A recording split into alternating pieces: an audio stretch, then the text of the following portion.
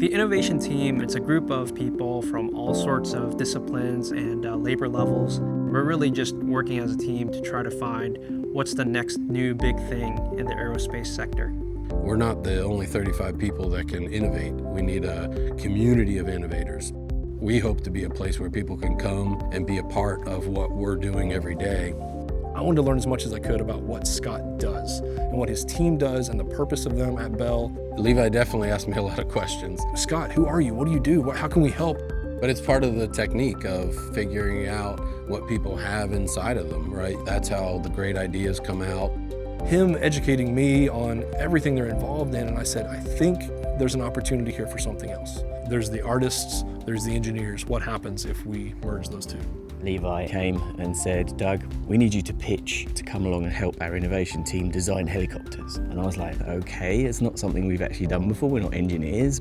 I think that initially, when we started working with the creative team, we didn't know exactly how it was going to work out. The skepticism was just in a way that they're artists and they're coming in to kind of direct our designs, and we weren't sure how real some of that would be. The concept artists that work with us are very much more comfortable in a set of Star Wars or creating fantastical and crazy spaceships. We tease him that he's given us the Buck Rogers treatment or the Battlestar Galactica treatment. We wanted to go so far from an artistic perspective that they would want to rein us back in, but never back to where we started. We're hoping to meet somewhere in the middle. The moment I knew it was working was when all of those that'll never work turned into this quiet little whisper down in the corner that said, you know, that might work.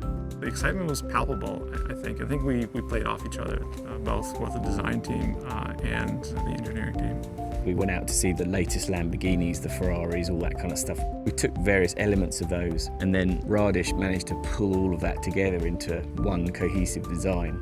I think it was a challenge to be able to do something that's actually going to be built. Know that it's not just going to be some pixels on the screen. The creative team brings to the table a series of two-dimensional and three-dimensional tools. They allow us to see things in a much clearer way than we had available to us before. Well, using virtual reality as a design tool was sort of an aha moment we had.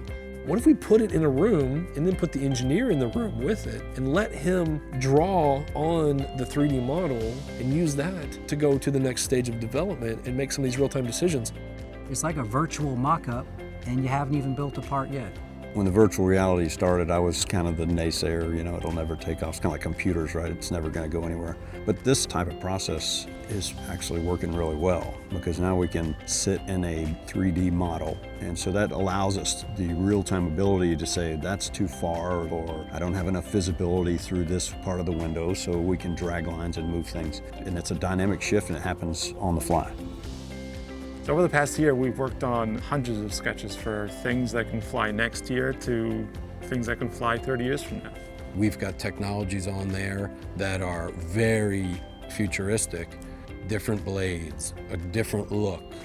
I think at the end of all of this, the engineers became more designers and we became more engineers, and we kind of met in the middle.